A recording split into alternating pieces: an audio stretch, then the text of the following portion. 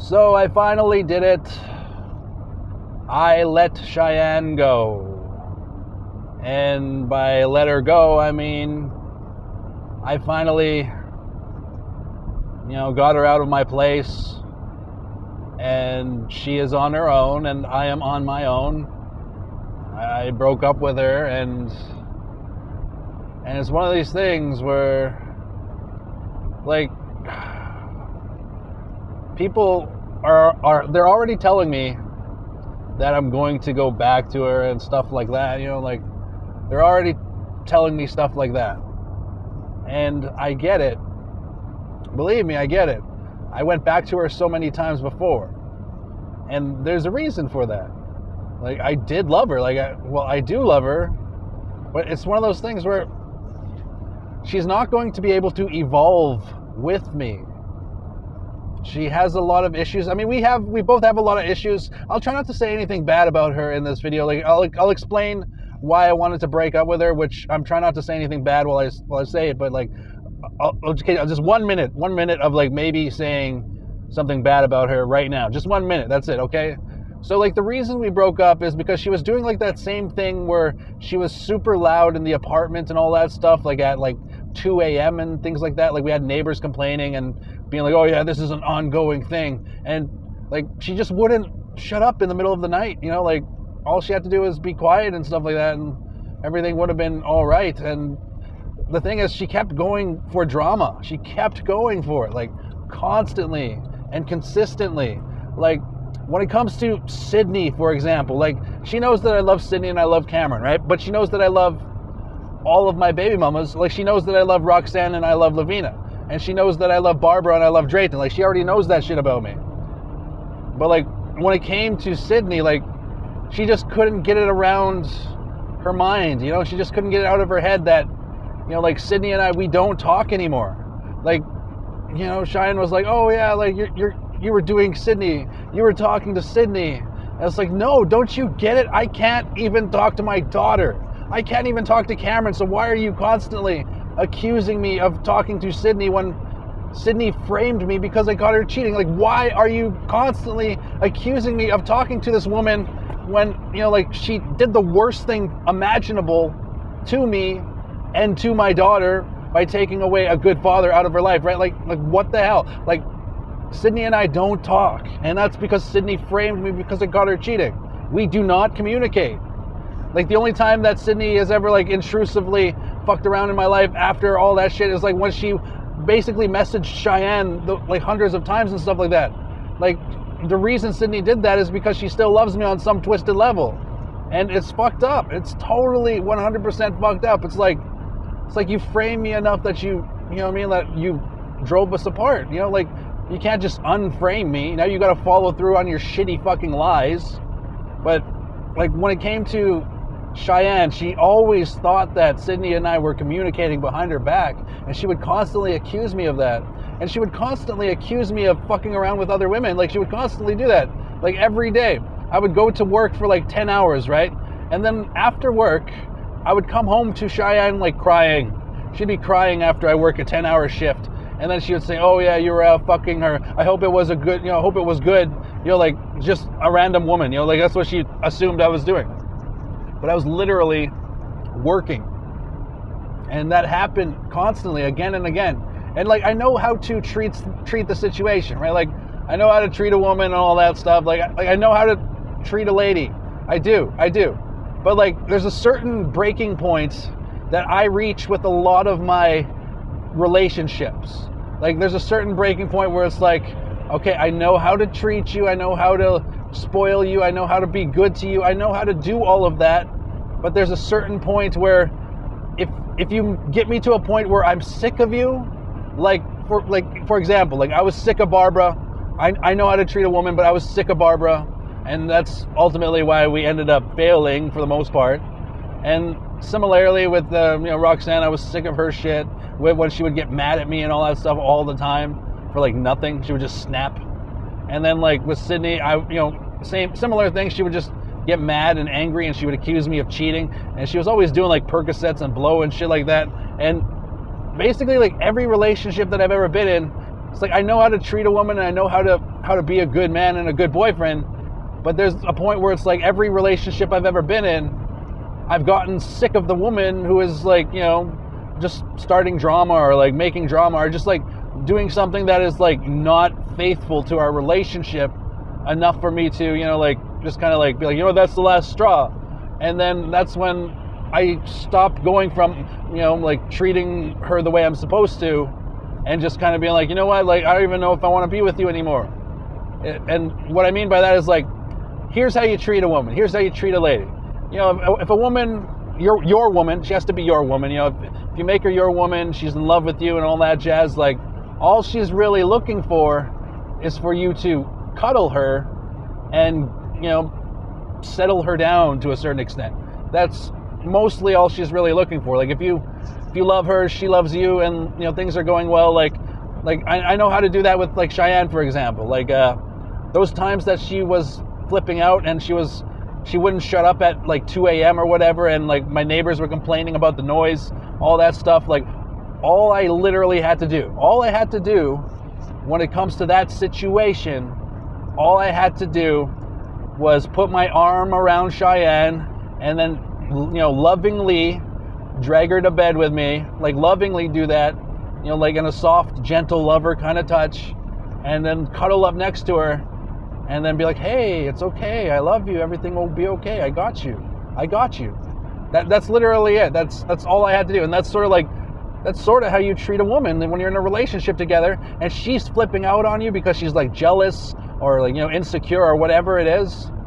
You literally take her by the hand like a lover does, and you take her to bed with you and you lay next to her and you reassure her and you cuddle her and you give her as many kisses as it takes to remind her that she's the most beautiful woman that you know in that moment, you know, of time, like she is the most beautiful person in that moment, right? You remind her of that, and that's typically how you treat a woman. That's typically how you treat a lady when you're in a relationship together and she's flipping out and, you know, she's still in love with you to the point where you can literally, you know, put your arm around her lovingly, take her to bed, and, you know, remind her that she's the only woman for you, and to calm herself in regards to like, hey, you know, everything will be okay, I got you. You know, we don't need this drama, I got you, here, kiss me. Like literally like that. Just, you know, like every night is part of a relationship sometimes. Like sometimes you have to do that every night for the relationship to work, right? Like sometimes you have to reassure her every night. You have to, you know, you have to mend all of her like insecurities and all that stuff. And, you know, it's 50-50 too in a relationship. But like my breaking point with Cheyenne, to the point where I didn't want to do that anymore to a certain extent. Like I still love her and I still like, you know, like I reflect on like, I know I could have just put my arms around her lovingly and taken her to bed. Like I know that, but like the breaking point was the constant accusations that, you know, oh, you're sleeping with Sydney, or like, oh, instead of working 10 to 12 hours in a row, you were out cheating. And like, it's just like, no, like you do that every day, you know, like, and as much as I loved reassuring you for the first, like, you know, 2 years of the relationship, like, mind you, we were off and on because like it was always an ongoing thing. Like, as much as I enjoyed that for the first little while of our relationship, I reached a breaking point of it, like to a point where it's like, I didn't want to have to reassure her anymore that we have a good life. I wanted her to go out there and make our life better together with me, you know, like I wanted her to understand that like she, you know, she should be secure with me, you know, instead of me having to reassure her of that security every night, which, I mean, sometimes you have to do that with a woman when you love her, right? But like, it just reached a breaking point where it's like, I've reassured you hundreds of times that I didn't sleep with Sydney, and it breaks my heart every time she accuses me of sleeping with Sydney because I miss Cameron.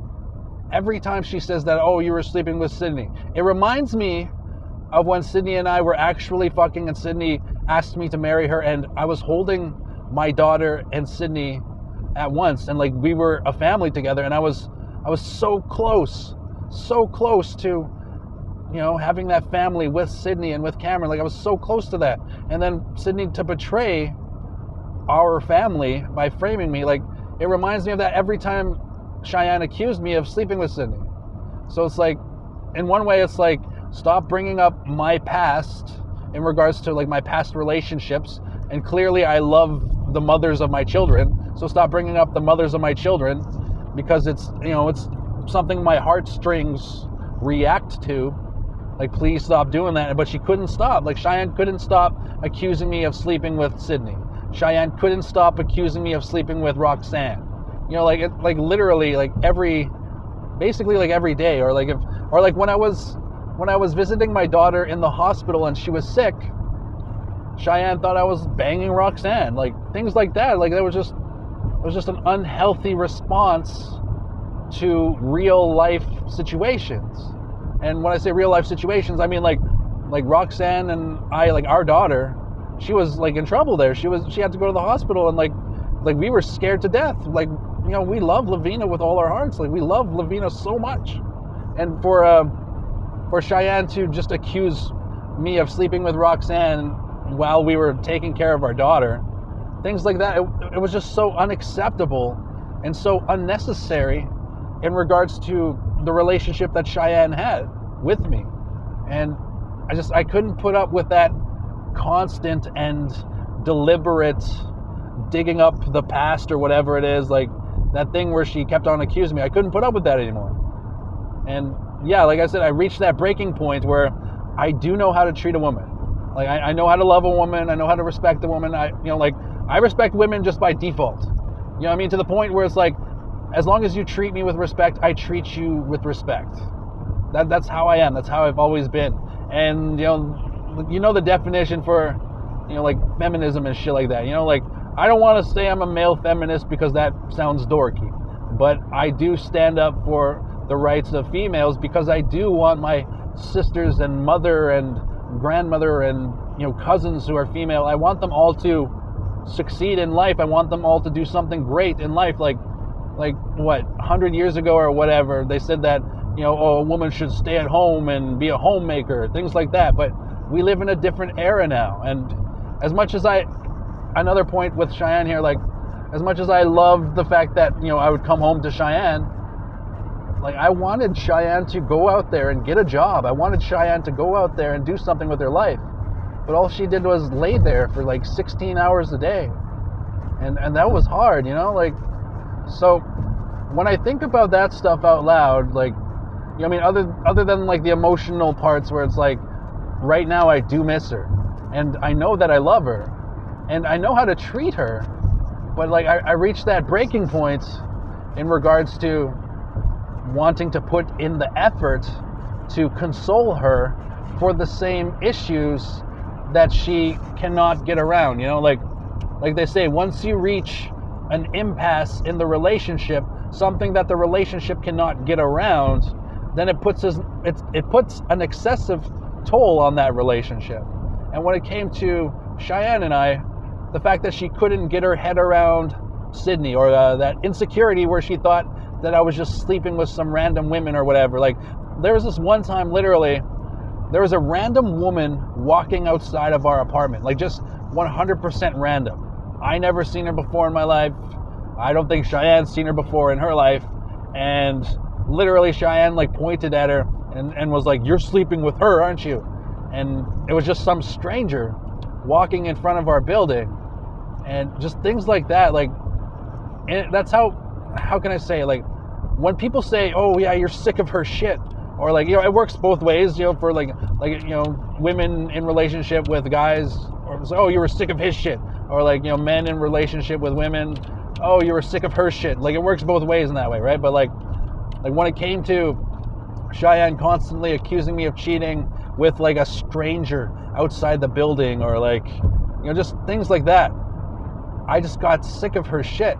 And that made me not want to treat her the way I was supposed to, like, treat her. Like, how can I say? It's not how I'm supposed to treat her.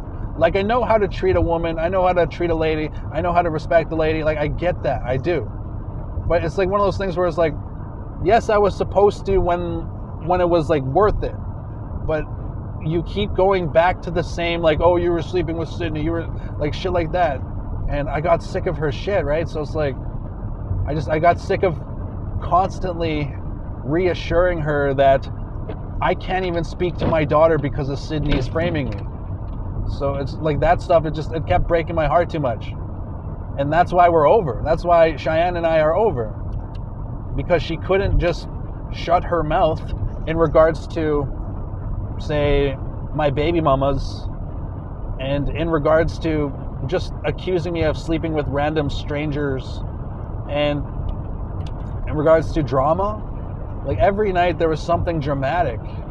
Like, I love Cheyenne, I do, but every time I would have like a solution, you know, like, it's like that whole negative mindset thing. It's like for every solution you give a negative mind, they will give you 3 problems or excuses of why that solution won't work out or something like that. And that's literally how Cheyenne approached it, where it's like, I was like, hey, I know where you can get a job instantly, like right away. I know where you can get a job, you can get hired, and you can start working, and we can start building a future and a life together, and maybe one day we can literally buy a house that is 50-50 hours. As long as we both keep working, we can make it happen. And then I told her, I was like, yeah, you can get that job. And what do you think she said before we even tried? You know, like before we even got started, what do you think she said when I said that you can literally work at this one place that I know of? And of course it was something negative that she said, right? She said that, oh, the reason I can't work there, or the reason that it won't work out for me, is because of this excuse or that excuse, when all those excuses were just inside of her head. Because, like, how can I say, like, when it comes to work and real life like that, when it comes to real life work, like, do people honestly want to go out there and work a wage for people who earn profits off of people's wages? Typically, no. Like, typically, if somebody has designed a system, like a monetary system, like a business or a company that gets them paid, like, do people usually want to work for that company? Like, a lot of the times, no, because a lot of the times people want to work for themselves. People want to go where the profits are. People want to do that. So every blue collar person in one way or another who has a job working for somebody who makes profits off of the people who make wages, like, everybody doing that to a certain extent would rather be doing something else. Like, some people love their job, and that's great. That's amazing. Good on them. But typically, most people alive in our modern society today, where we kind of have to work and take care of ourselves, typically everybody doing that 8-hour day, 7 days a week, with a little bit of overtime here and there, missing events and stuff like that because you got to go to work or you got to sleep for work, not staying late at the party because you got to get enough rest to have enough energy for the next day at work. Typically, people don't want to, you know, work for a living. Like, it's just like a natural instinct to be like, I'm just going to do whatever I want today. So when you see all these people that are like, oh, he has an easy living because he has a good job, or, oh, you know, it's like, when you see people like that, not everybody wants to go to work. You know, like, they go to work because they need the money in the monetary system that humanity has designed for us. And it's just unfortunate that a lot of that design reflects a certain amount of success, no matter how shallow it is. Like, I mean, you are not your job or how much money you have in the bank, to quote Fight Club, right? Like, you might not be your job, and you might not be the money you are, you know, the money you have in the bank or whatever. You know, like, if you're a millionaire, that doesn't mean that you're successful, even though it kind of does. It's one of those things where, you know, success is a mindset and all that stuff.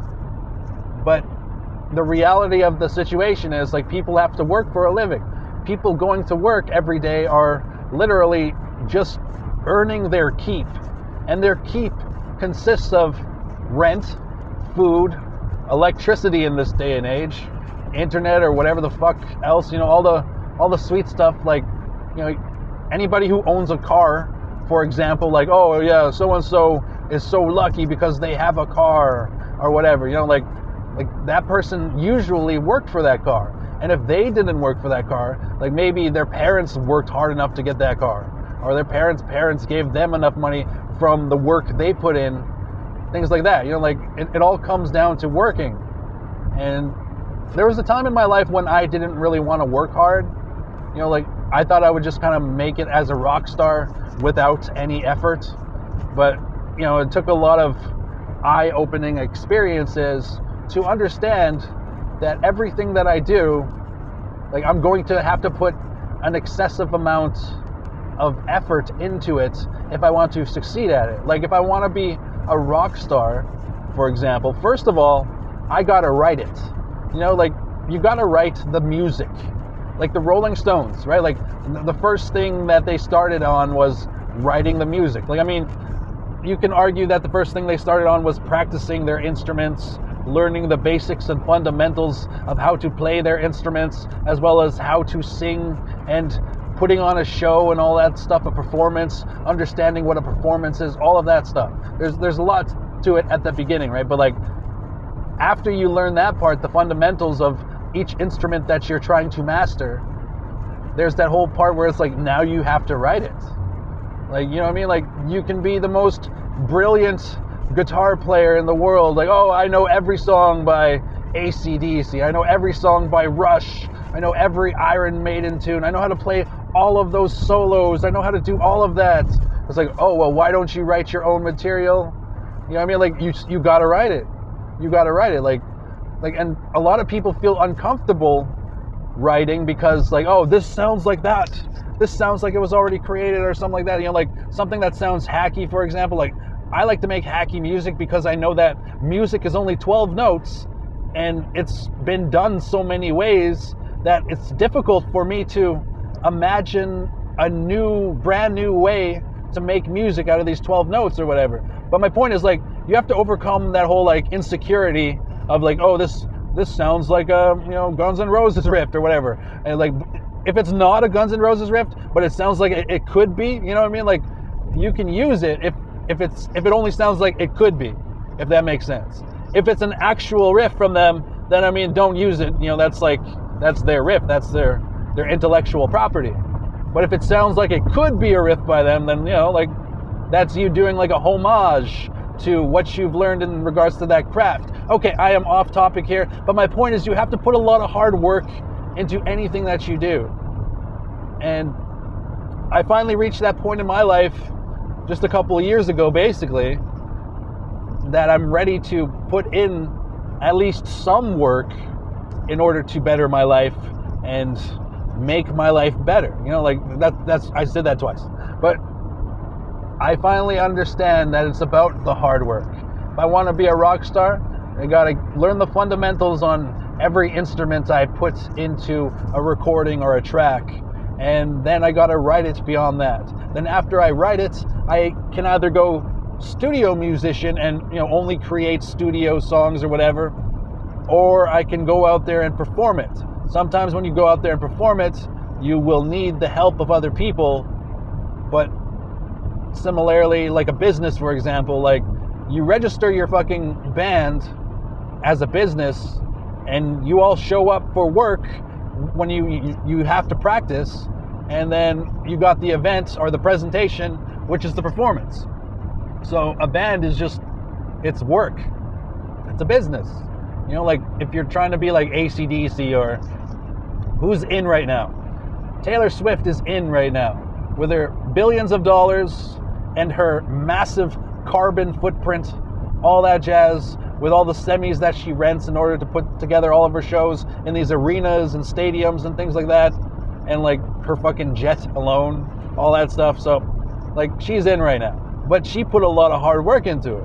And a lot of people will be like, oh, she's just lucky. And like, sure, some of it is luck. You know what I mean? Without a little bit of luck, we might not know who she is now. But now she is like the most powerful musician in the world at the moment, at least at this moment. And, you know, a little bit of luck went a long way, but it all started with her working very hard to get that successful in the first place. And my point about that in regards to my relationship with Cheyenne that ended, like, Cheyenne didn't want to do anything. She didn't want to work for our future together. She just wanted to lay there and everything will work out, right? But like, you know, this is real life. You got to go out there and do it. So one of the reasons that I decided to throw in the towel in regards to this relationship is that maybe without me, she will be able to go out there and achieve some form of success. Maybe without me, she'll eventually realize that it's either, oh, you keel over and die, or, hey, I got to go out there and work in order to take care of myself. That's ultimately what I hope she chooses. I hope she chooses to go out there and take care of herself. I hope she chooses that above all. You know, like, I hope she gets to a point where she's like, hey, I don't need anybody at all. I hope she gets there. I really do. And that's one of the reasons for breaking up. You know, like, other than getting sick of her shit and not wanting to console her anymore because she couldn't get beyond that impasse in our relationship. Other than that, like, I want her to evolve, and she's not going to evolve laying in my bed all day. Well, it used to be our bed, but now it's just my bed. But all she did there was elect to literally lay there and do nothing with her life. So that's why we broke up. We broke up because of that. And a lot of the times, like, you'll notice in a relationship, like, if you were to look back at every relationship that you've ever been in one way or another, like, if you're in a relationship right now and you're lasting forever, or you know it's going to last forever or something like that, if you're in that kind of a relationship right now, good on you. That's awesome. I'm happy for you. I hope one day that I get married, but I'm not really looking right now. I'm more interested in being alone because I'm at this point in my life where I'm sick of everybody's shit. But back to my point, like, if you look back at all of your other relationships, let's say, okay, have you ever been in a relationship that lasted forever? Odds are no. Maybe the one that you're in right now will last forever. That'd be great. I hope it lasts forever if that's what you're looking for. But typically, have you ever been in a relationship that lasts forever? Typically the answer is going to be no, I haven't been in a relationship that lasts forever. And the reason ultimately comes down to you become sick of their shit. You catch on to the games they play. You catch on to the lies they tell. You catch on to their impasses, like what they can't get around. Like, for example, when I was younger, I couldn't get around, my girlfriend being friends with certain guys at times. Like, no, fuck that. He's just trying to, like, that guy friend you have, like, to my girlfriend, I would say at the time, that guy friend you have is just literally waiting for you to put your guard down and then capitalize on banging you. And even though a lot of the times that's right, like, that's usually why a guy's like, oh, you're my best friend, you know that lady? Like, typically, even though that's a big thing in life, that insecurity is enough to be called an impasse in certain relationships, and it's worth working on. Like, it took a long time for me to be like, you know what, if somebody's going to cheat, they're going to cheat. Go hang out with your friend Simon or so and so, whatever. Like, whoever your buddy is, go ahead, go hang out with them. If you cheat, people cheat. That's what they do, right? But typically, though, that insecurity where you think that, oh, your girlfriend's going to go out and, bang so-and-so or whatever, typically that's going to be an impasse in your relationship, even though, sometimes it happens. Sometimes you get cheated on with, like, your girlfriend will cheat on you and it'll be that guy that you thought that she was going to cheat on you with all along or whatever. Or they do this spiteful thing. Like, a lot of the times women will do this spiteful thing. Okay, now I'm being a little bit misogynist. Okay, not just women. Both men and women can sometimes be capable of doing this. And what I mean is, let's say I have a girlfriend who is insecure about one of my friends. Let's pick a random name. Oh, this is my friend Beth. And my girlfriend's like, oh, you can't hang around with Beth anymore. And I'm like, no, Beth and I, we've been friends since elementary school. She's just my buddy. She's like one of the guys, And then my girlfriend's like, no, you can't hang around with Beth. I'm insecure about Beth. You might sleep with Beth. Please don't hang around with Beth. And then I'm like, no, I'm not going to sleep with Beth. I'm not going to do that. I'm not going to do that to you. I'm not going to do that to us. And then my girlfriend keeps doing that every time I hang out with Beth. And she keeps doing that constantly, over and over again. Sometimes, the person who isn't being insecure, the person who is being like treated with that insecurely, what am I trying to say? Sometimes the person who is accusing, like, oh, you're going to sleep with Beth. Sometimes that person is right, but only spitefully due to the partner that they're with.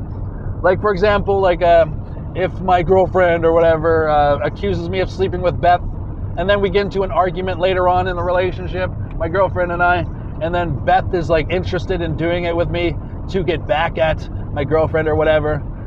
Sometimes it's like you push them in that direction, right? And that's a sad part of human psychology, but a lot of people do that. A lot of people will totally do that.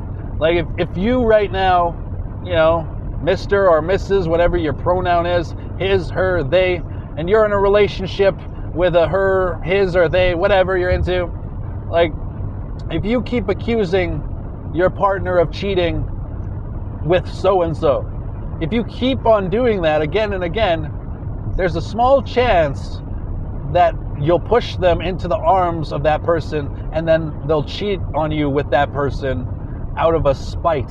Just a dirty, unkind, human nature kind of spite. And sometimes that shit happens. But, okay, I don't know what my point is there, but I think I make a good point. Okay, but now, back to this relationship, though. This Cheyenne relationship, like, I love her, but it had to end, like I said in the last video. In the last video, I said it had to end.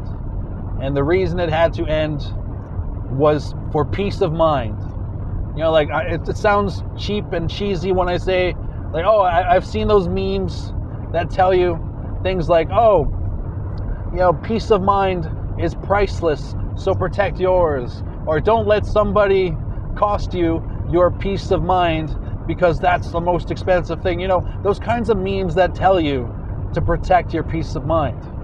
And not being in a relationship with anybody right now, that allows me to do what I want, think how I want, say what I want, and focus myself on what I want. And I want to focus on my goals. Now, my goals are a little bit cheesy and, basically, I'm like a big kid right now. When I have my goals are like, oh, I want to be a hilarious and very good and talented stand-up comedian on the stage. I want to be able to do that. I want to be able to work on an entire hour, and beyond that, I want to make 100 hours of stand-up comedy material and have 100 comedy specials and make people laugh every time harder than the last time. I want to be able to do that, which is a goal, which is a dream, of course. I'm a dreamer. But when it comes to things like that, there are also things like I want to be a great musician. I became Selkirk because of Sydney cheating on me and, just completely doing the worst shit possible to your own family. I'm her family, or I was her family when Cameron, her, and I were together, and Sydney asked me to marry her. I was her family. And I became Selkirk because of the fact that she framed me, she cheated on me, all that shit. I became Selkirk because of all of her evil shit, all of her evil lies and stuff like that. Mind you, I became Selkirk before she framed me, but she was still lying. She was still cheating. She was still being manipulative and just god-awful. And actually, that was before we had Cameron that I became Selkirk. And I made that song Win, Fail, Win, where it's one of the lyrics explains that I became Selkirk because of Sydney's, trespasses or whatever. Things like that. But I am off topic right now. If you're still listening to this, you are fucking crazy. But I must be a little bit crazier because I'm still talking into the microphone as we go on and on through space and time. Thank you for listening. I just wanted to share with you that I do love Cheyenne and why we broke up, and hopefully some sort of insight that might help you in the future with any relationship that you might go through. And also, you know, like, I hope the best. I'm putting that out there in the world right now. I hope Cheyenne succeeds and lives to 100 and, like, literally takes care of herself. Literally takes care of herself to the point where she becomes so self-sustaining that she feels like she doesn't need me or doesn't need anybody else. Like, when I drove her today, like oh, it was so heartbreaking, because, you know, she was telling me, like, oh, I only want to be with you, Darren. I only want to be with you. But it's like, I'm not perfect. One day you'll find somebody that you want to be with as much as me or more.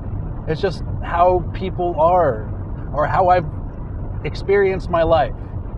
You know, there was always some excuse to give up on a family. When it came to, like, my baby mamas, for example, they always had an excuse for why they should give up on their family. And eventually I felt like this is my impasse. Maybe this is what I can't get around whenever I'm in a relationship. So as a guard and defense for my own feelings, you know, maybe I throw out the relationship a little bit early, but I did give Cheyenne so many chances. But my point is, like, maybe I throw out the relationship to protect my own feelings in the long run. Like, I anticipate that one day Cheyenne will meet somebody who sweeps her off her feet and becomes somebody that she loves more than she loves herself. And that person will make her happy. And that person, she will love that person more than me. You know, more than she ever did love me in the first place or whatever. But love is a tricky thing. Like, thank you for listening, ladies and gentlemen, but love is a tricky thing. Like, I fell in love, at least what I thought was my first feelings of love. I fell in love when I was 6 years old, to the first woman that I ever kissed. Okay, well, I mean, we were both the same age, and I fell in love with her because she was the smartest girl and the prettiest girl in class. And the thing about love, though, is just, she's not the only person that I fell in love with. You know, like, fell in love with Cheyenne. I fell in love with all of my baby mamas. I fell in love with women before my baby mamas. And I remember a lot of love that I had when I was in, like, high school, for example. And there were so many times when I should have just asked out so-and-so in high school, but I was like, no, you know, like, oh, you know, your brother's my best friend, so I can't ask you out of respect for my best friend, but I will always love you. You know, like, there are times where that actually happened in my life, and it was the greater good overall, because, I mean, now she's got probably the best life possible. And, like, you know, if I tried to be with her or whatever, you know, I probably would have fucked it up eventually and got sick of her shit eventually too, you know, like, but, like, love is a tricky thing, man. Love is a tricky thing. So I hope something in this video has been insightful for any of you who might still be listening. When it comes to love, like, love yourself first is what they say, right? Like, you can't love another person unless you love yourself first. Now, for me, I find it easy to love myself because I'm a little bit full of myself. Who else am I going to be full of? Right? It's me. I am my one and only individual experience. I am aware and consciously living through these eyes and making this voice out loud intentionally with some sort of purpose that I don't see, or some sort of purpose that might seem mundane or unusual or esoteric, whatever it is. Like, I don't know why I make these videos. I don't know why I share my opinion. But to me, it feels like purpose. I exist today. And part of making these videos and sharing my life and my opinions with you is that I love myself. And I've always been both a lover and a fighter. Now, they say that you can't be a lover and a fighter, but you can be both. Like, somebody like, you know, Michael Jordan is a lover and a fighter.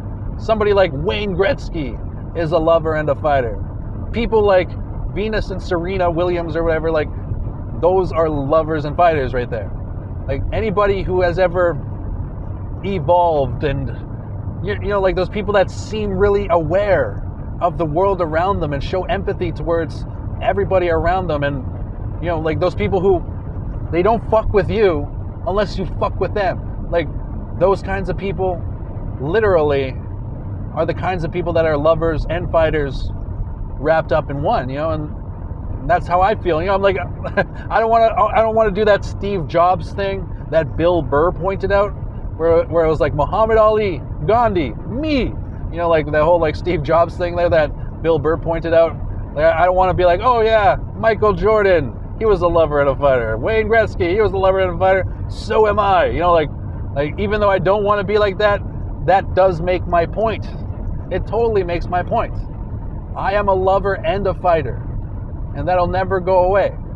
And one of the reasons that, you know, I end these relationships and that I like eventually get sick of these people's shit is because of the fighter in me. The fighter in me, just like, you know what?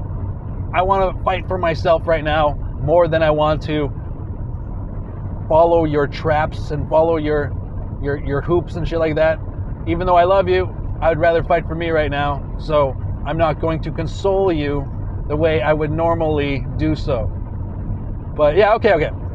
Now I'm rambling. Thank you for listening to my rambling. I don't know if I'll ever be in a relationship ever again. I know I'll be good at it. I know I'll be fucking great at it. Like, there was a time in my life, like I've shared the idea of the women that I've loved the most in my life. There's like, I think it was like 8 women. You know, one was like the adventurer. One was my high school sweetheart. One was the smartest woman that I ever met. And then one was like, you know, the party girl. And then one was, you know, like 3 were my baby mamas. And then one was Cheyenne.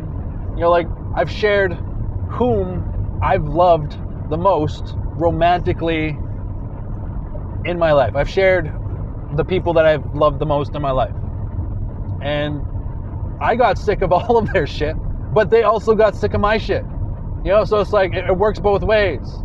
You know, like, but what I've learned from my 8 great loves, the women that I've learned the most from when it comes to romance and relationships, what I've learned from them is how to be in a relationship, how I should treat a woman, how I should treat a lady.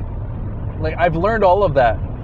And there comes a point when, you know, if you're sick of a woman's shit, like, if you're sick of her shit, there comes a point where it's like, you know, I don't want to treat you right anymore. And typically that sort of happens when the relationship runs its course. And that's what happened with Cheyenne and I. Our relationship ran its course. Like the 8 great loves of mine, Cheyenne is one of those loves of mine that, you know, she'll matter forever to me. For real. Like, she'll always matter to me. The way all 8 of those women will always matter to me in one way or another. And I've learned so much from them. And my point being right now for that particular, what I'm bringing up there, is that the next time I'm in a relationship, like I'm in a relationship there, like the next time I'm in one, I know how to act, I know how to be, I know, like, I am genuine. And it's one of those things where I will be great at it. Like, the next time I'm in a relationship, I will be great at being so-and-so's boyfriend. I will be great at that. And it's one of those things where I will be great at it until I get sick of her shit. Or it could switch dynamics. Like, it could be a relationship where my insecurities or I have an impasse that gets on her nerves and she gets sick of my shit. You know, like it could happen like that. But typically, I'm going to be the best at every relationship that I'm in until I'm sick of your shit. And yeah, that's the truth right there. That is the truth right there. I apologize that this thought has carried on so far, so long. What's been like an hour? Jesus Christ. If you've been listening to me for an hour, thank you. Again, I hope something was insightful. I hope, you have an idea for how to treat a woman, from me, which is kind of funny, like ironic in a way, because it's like, have I been in a relationship that has lasted over 3 years? Not typically. I usually get sick of their shit, or they get sick of my shit before 3 years, kind of thing. So thank you for listening, though. I feel like I make a lot of good points. I know I'm full of myself, but who the hell else would I be full of other than myself? I have only these eyes, these ears, and my voice to share with you. So, again, thank you for listening to my voice. I love Cheyenne. It didn't work out. That's the end of the Cheyenne era. I hope that she does well with her life. I hope that she lives to 100. And thank you, if you're listening, Cheyenne, thank you for loving me as much as you did, as much as you do. And I hope that you move on from me and have a good life. I hope that you sincerely have a good life. Stay the fuck off of the drugs. Get to work. And, be the woman that you were born to be. You were born to be great. I know it, Cheyenne. I fucking know you were born to be great. So go out there and be like an addictions counselor or something like that. Just read everything you can. Go to college or something. Like, you don't have to go to college, but like, just whatever you got to do to take care of yourself and to focus on. You got to share yourself with the world, and you got to do it in a way that it helps people.